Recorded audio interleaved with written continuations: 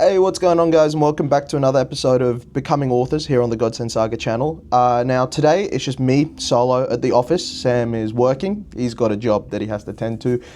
Me, on the other hand, I run my own business, so things are a little bit more flexible for me.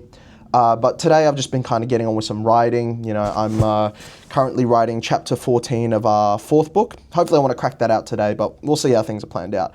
But anyway, I was sitting here at my desk, you know, enjoying myself, getting some tunes going, getting really in the zone of this Western novel that I'm writing. You know, got some country music playing, a bit of Johnny Cash, a bit of Call to War, a little bit of Orville Peck to mix things up, and I got an email on my phone, and you might be wondering, Toc, why do you have an old man grandpa case on your phone? Well, that is so I can pull out some of these old bad boys on someone, you know?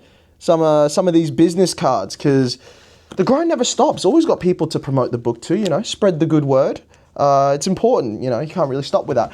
But I got an email, and it was saying that I've got a banner to pick up and some call flute signs, right, which are going to go on the convention setup for when we go to Comic-Con Melbourne, and also, you know, all the other Sydney, Brisbane, and then that same again twice over in the year.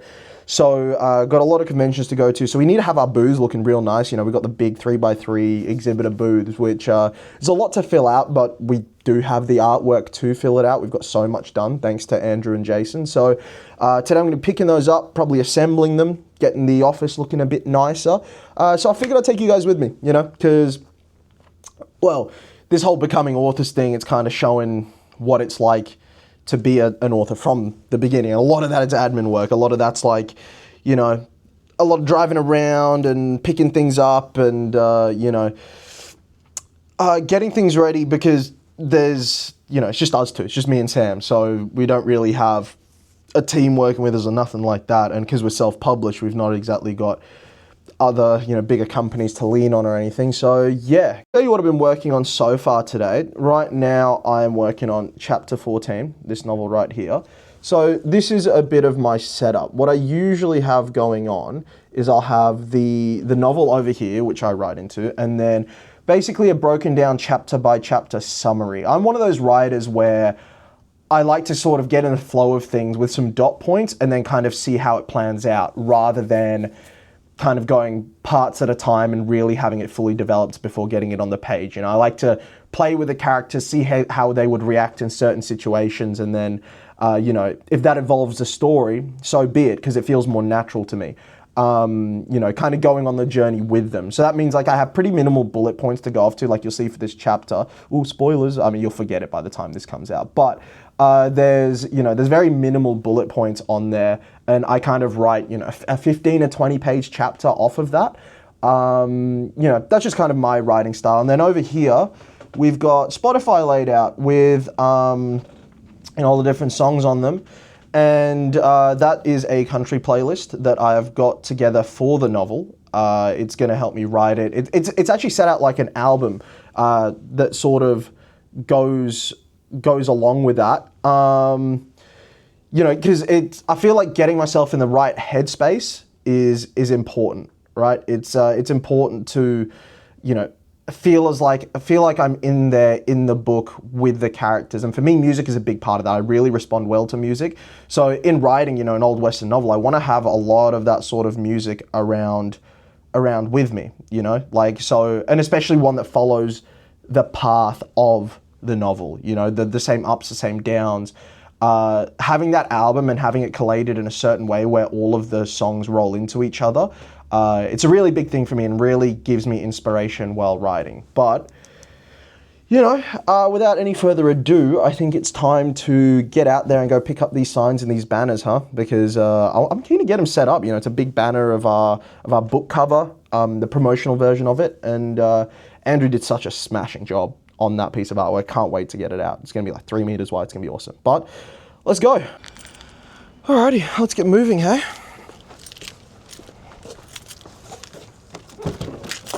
Oh.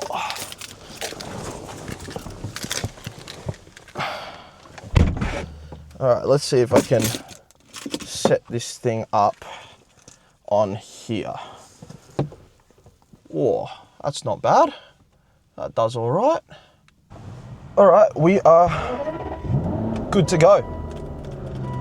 Let's get out of here. Heading over to Signorama, which is in Milton. They've been really good with us. They've been super helpful in getting these signs ready and whatnot. Oh, I need to stop for fuel. That's one thing I need to do. But yeah, they've been really helpful, really quick turnaround. So if you're in Brisbane and you need stuff done, I do recommend going to them.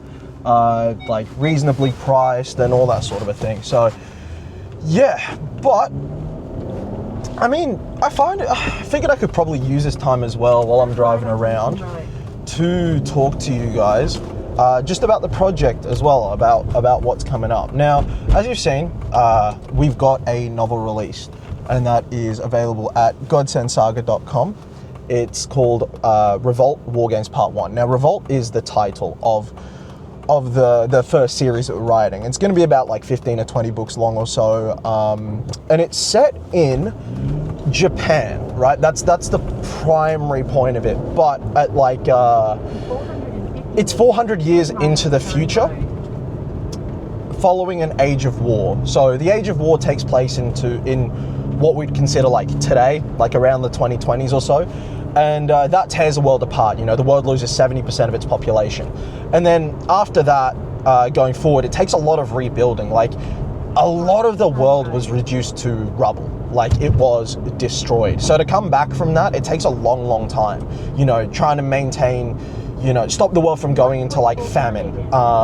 Stop like hunger sort of, I suppose, like taking over, and illness and all that sort of thing. To kind of like keep on top of that, make sure the people are okay, but also rebuild society takes a lot of work. And that's why it's taken a long time, and 400 years in the future, that process is still ongoing. You know, because they've got to create a workforce and all that sort of a thing.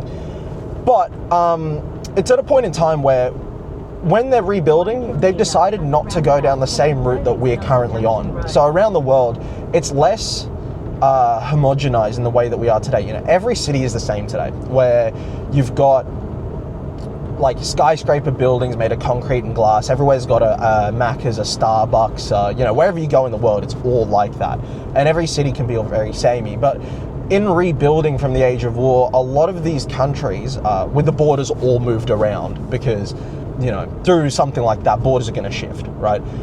In that rebuilt world, a lot of the countries are reverting back to their sort of golden ages, in a sense, or where their culture was at its sort of most prominent or their highest reach.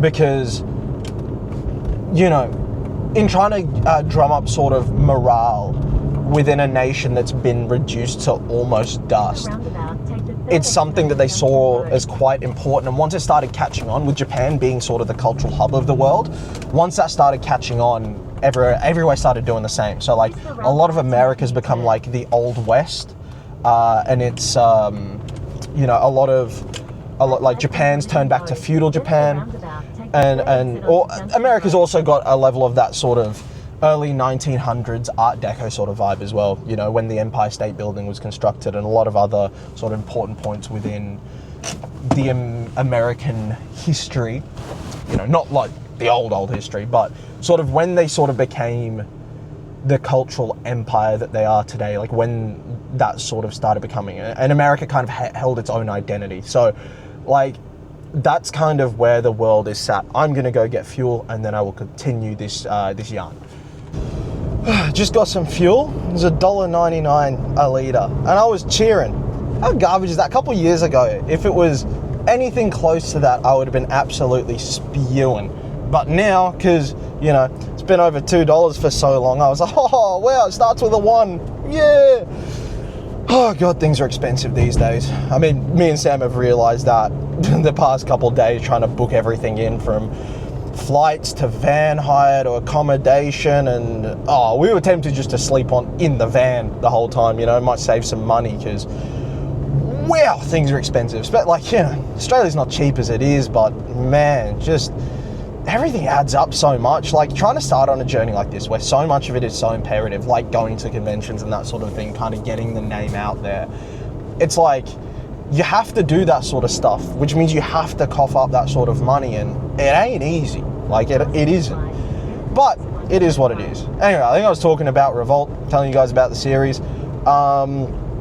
Yeah, so it's like it's set. The cultural hub of the world is in Japan in the future, and it's very much like return to feudal Japan in its presentation. Like the architecture specifically, the dress sense has kind of stayed somewhat close to what we have today, just because it's in its sort of easiest form. As in, like, I feel like as you know, centuries have gone on, clothes have almost become just more simple and kind of focused on, like, the t-shirt is so easy to put on. Same with the jacket, right? It serves a purpose. There's not like lace to tie it up. There's not like, you know, all this other stuff that make it more complicated, like a lot of old clothing items used to be.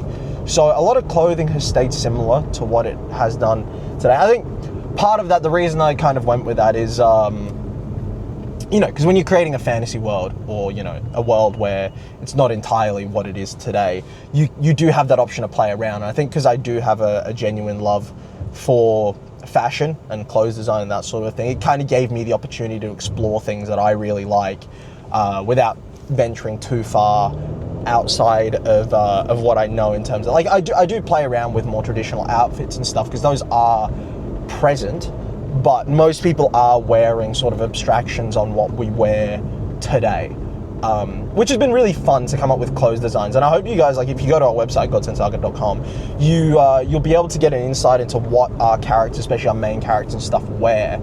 And you know, I've had a little bit of feedback so far from you guys of saying that, you know, you took note of the character designs and the outfits they were wearing, and sort of the care that went into them being, you know, unique, not just kind of like block colors and this. They feel real. They feel like real people, and that's a lot of what I wanna capture.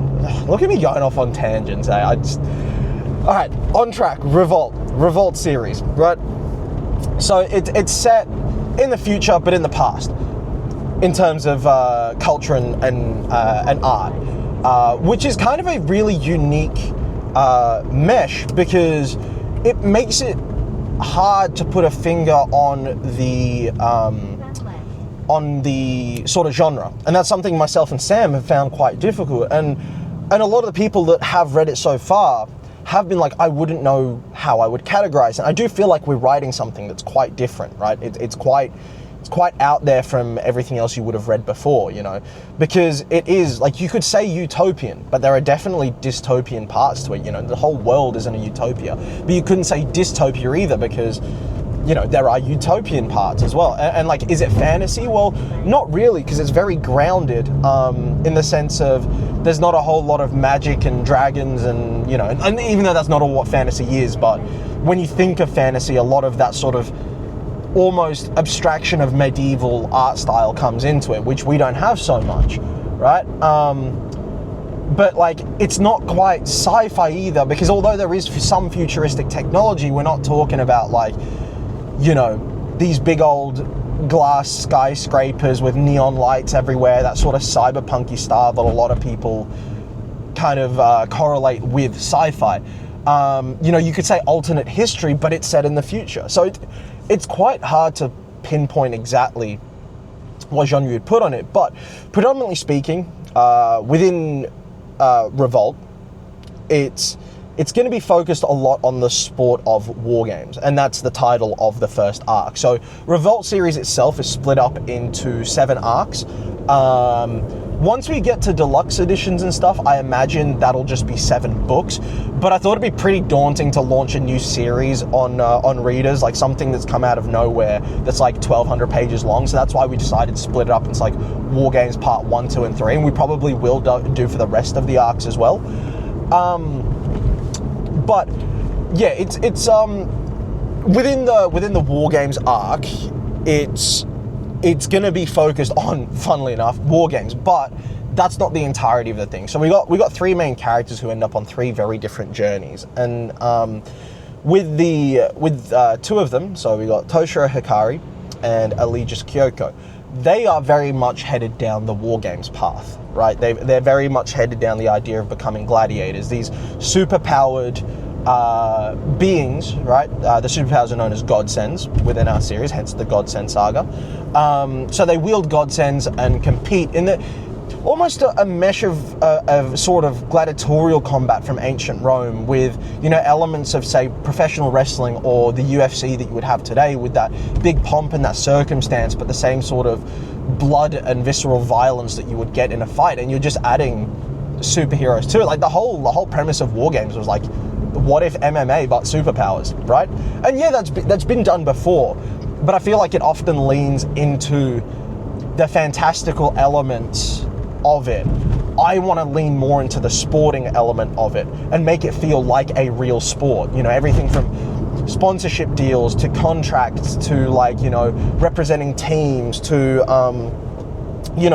all that sort of stuff. And I think that's a really interesting thing to explore. So you've got two of our main characters that are heading down that alley of becoming essentially sports stars at a young age, right? And then you've got Kuro Tamashi, right, who is the third of this group of friends. And now he heads down a very different path, right? And it's where you start to discover that the utopia that, Japan has become isn't all a utopia. Because though you have these rebuilt cities, like Tokyo is this amalgamation of the sort of culture and the power that it has today and, the cleanliness and what sort of a place Tokyo has now become, but it also presents itself as a sort of feudal Japan in a sense. But not all of it has been rebuilt yet. And you've got these areas outside, these purgatory zones that haven't been rebuilt but also haven't been abandoned. And these are basically left to rot despite still having citizens within them. And these citizens are, they're waiting for new areas to be developed and be rebuilt so that they can be reaccommodated into those places, right? There's a whole waiting list and all that sort of a thing. And Kuro kind of explores that side of life, where things are a little more corrupt, where the police aren't so present, where, things have just been given up on until you can be relocated, essentially. So those are sort of the two sides that we're going to be exploring within the Wargames arc of Revolt specifically. And, then they kind of branch off and delve more into both sides, like, the gladiators, they rise up the ranks, and the sort of more underground thing. There's a lot more sinister schemes going on, right? There's a lot more going on that's what's apparent even at first. You've got around the world there has been like a terrorist threat of sorts, right, in this group called the Revolt, who the entire first series is named after. And the Revolt are this group that have seen these sort of in-between zones, right? They've seen these places where people are almost left to rot while waiting for reallocation that may not be given within their lifetime. And they don't see that as just. They see politicians as taking money that could be fed into rebuilding and repurposing it for themselves, embezzling the money, using it for their own selfish needs or the furthering of their own ideals rather than the ideals of the people. And now the Revolt is this group of, godsend wielders that are going country to country and destabilizing the whole thing, right? And, getting the people on their side. And Japan is safe from this, right? Japan is a military powerhouse. To mess with Japan is like a death sentence. But the Revolt is growing in its ranks, and that's kind of, the other side of the world that is, say, a little more dystopian. That's also being explored. So, that's kind of, I guess, the premise of Revolt. You've got this sport that is a sport of gods, right? You've got 200,000 people in attendance for each fight night. The walkout music, the fireworks, the pomp, the circumstance. These guys are mega stars, right? Like, take the sports stars of today and ramp it up. Because Wargames isn't just the sport of the world, it's the cultural center of the world. You can't avoid it, right? It's, but then the question becomes, how much of it is bread and circuses? Because history does repeat itself, and, You know, a lot of people know about ancient Rome and what sort of gladiatorial combat served as back then, and how different is it now?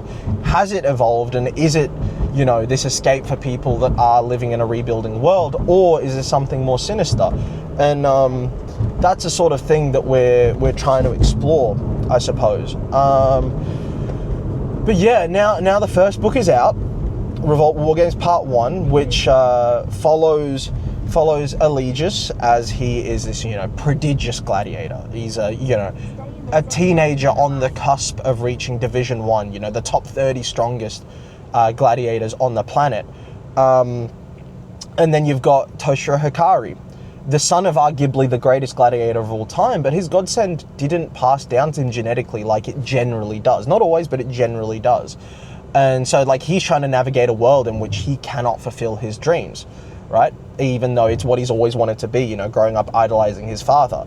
And then you've got Kuro Tamashi, who is also from a very, very prestigious family within the sport of war games, but he wants nothing to do with the sport. He also does not have a godsend, but he wants absolutely nothing to do with it, right? Like, all of his siblings are gladiators, and he is like, he wants to be the furthest thing away from it.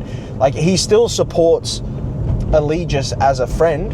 However, he's like, I never want, even if I do get a godsend, I want nothing to do with the sport, right? So we're kind of joining the three of them on their journeys, following their three different perspectives, as well as some other characters that you'll come to know.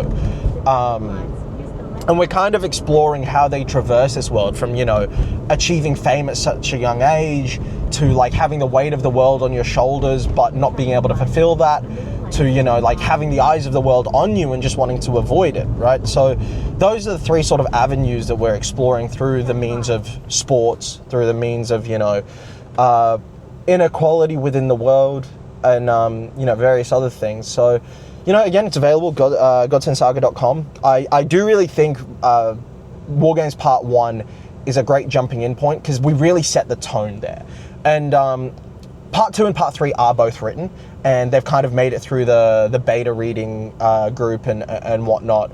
And as far as like the feedback we've received from these people, it's kind of only escalated book on book, but you need book 1 to set the scene. And don't get me wrong, we've had a lot of great reviews for book 1 as itself, but if, like, you know, you take a liking to it, we're only going to step up from there on out. And then so now myself and Sam are in the process of planning out the arc 2. Well, it's planned, but, you know, chapter by chapter breakdown, essentially, so that I can start writing it. But while we're doing that, I'm currently writing the side novel, which is the Western novel, which takes a character that you'll become familiar with within Wargames Part 1, but also going forward in the next 2 parts as well. But in terms of release, we're hoping for Wargames Part 2 to release in September, and then early next year, Wargames Part 3, and then middle of next year, this Western book that I'm writing. So the turnaround we're looking for is 2 to 3 books a year if we can, because there's so much content that we have planned and written out that is, like, you know, interlinking and is part of this big world where we delve into the lives of so many of these characters. It's like, time is of the essence, you know. We are putting our all into making sure each book is of the highest quality that we can produce, but also in a manner where you guys are never left waiting, you know. Once you finish a book, there's always going to be more for you to explore, so to speak. But anyways, I am almost at Shinorama, and I am going to be picking up this banner of our book cover, and also the big signs that we're going to be getting. So I will see you once I get back to the offices, and you can join me as I'm putting them up and making the office space look nice. Oh, you might be wondering yourself, Tok, why are you out of breath? And also, why don't you have a jacket on? And also, why are there a queue of cars trying to get into where you just were? Well, the answers to those questions are, there was nowhere to park there. So, did I park somewhere I'm not supposed to park, potentially in front of an ex-girlfriend's house, just to sprint a kilometer to go pick up the incorrect thing? Yeah, you'd be right. And things always tend to go that well for the Godsend Saga. I went in there. Apparently the core flute signs, they're meant to be like 3 mil thick so they can slide into the railings at the conventions. they weren't. They were 5mm, which, you know, great. But, you know, those sort of mistakes happen. It is what it is. They're getting it sorted for free, so no dramas to them. No, you know, it is what it is. But I did pick up the big banner wall thing, which I was most excited for. So yeah, I'll get back and assemble that now whenever I can cut through this traffic, which is great. But yeah, now I'm puffed, I'm sweating a bit, which is, you know, not ideal. Not ideal at all. I was hoping that it'd go a lot smoother than it did, but never really does for us, you know. And I usually tend to put that blame on Sam. So I will, that's Sam's fault, as it always is. Couldn't be mine. I never get anything wrong. Sam does, on the other hand. He only gets things wrong. It's actually quite a marvel. He's only ever gotten things wrong, which, you know. And the funny thing is, I can slander him as much as I want, because he's at work. So, you know, no need to worry about any repercussions, like him kicking my head off. Weirdly athletic, that guy. Like really, really athletic, but really non-violent. He's such a lovely bloke. I mean, he's the worst. But yeah, so managed to pick up the big banner that I wanted to, which was the most important thing, which I'm really excited to put up. But yeah, I'll see you back at the offices, and we'll get into assembling that. Hey, alrighty, we're finally back at the offices, and everything is acquired. So now it's time to start building this thing. I'm thinking here's going to be a good spot. Don't know how well this is going to go, but in the immortal words of Top Gear, how hard can it be? Ugh. First things first, we've got the old banner, which is pretty massive, to say the least. Look at the size of this thing. It's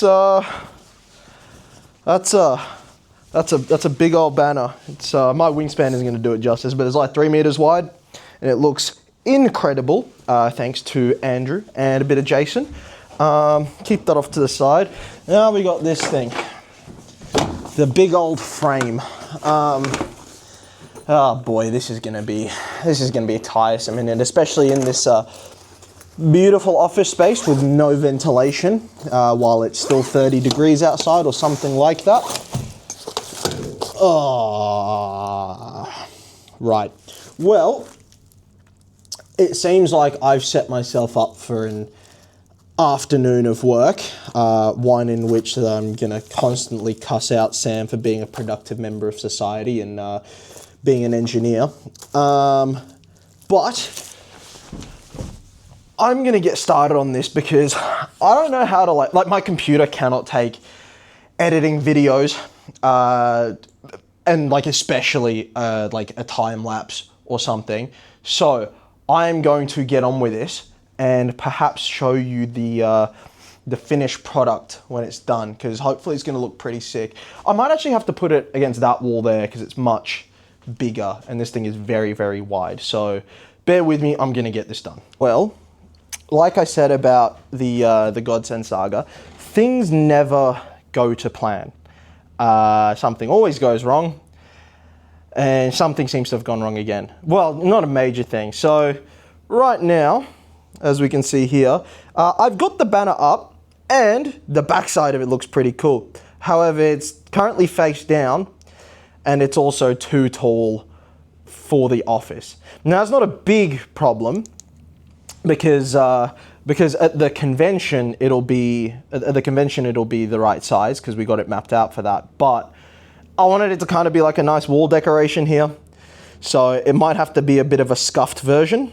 We will have to see. So I'm gonna try to do the best I can currently, and we'll see how it ends up. At the bottom, it's a little bit more creased than I'd like. However, I do still think it looks pretty cool. So let me show you. Alrighty, what are we thinking, huh? Again, a little bit more creased than I'd like, because it's not stretched out to full height. However, I do think it looks pretty impeccable. The artwork is insane. Yeah, that's the full wraparound book cover that we have. Let's say hello to big Eli, big Allegius Kyoko, one of our main characters. You know, you've got the pit there, which is the primary fighting space of gladiators. You know, this is middle of Tokyo, which seems kind of strange considering, you know, it's got a very Italian architecture style based off the Colosseum. However, that's all for a reason, like everything within this novel series. And then, you know, you come down over here, you got the more Japanese style architecture, you know, the feudal Japanese style architecture. And yeah, you know, back here, you've got those sort of purgatory lands, the ruins, as can be seen in the background. So yeah, we wanted this front cover to sort of encompass a lot of the story settings and for it to be in-world. Again, myself and Sam, we're not a fan of the sort of generic, easy to produce book covers, you know, like a tree on a hill or an apple and a snake or, you know, a knife or, how many times have you seen a fantasy book with a zoom in of a dragon's eye? Never, right? That'll never be the case. But, you know, so we wanted to go with something that is specifically in-world and like same as everything that we make in terms of our artwork, you know? So yeah, got this banner up. Unfortunately, couldn't get the signs today. But overall, a pretty productive morning so far. And now it's time to lock back in for writing for the rest of today. And if you enjoyed this little video, you know, coming with me while I run some errands and whatnot, be sure to leave it a like and a subscribe and all that other YouTuber stuff. And very soon, we're going to be headed to a convention, Comic-Con Melbourne. So hopefully we'll see some of you there. But yeah, I think that's pretty much everything. See ya!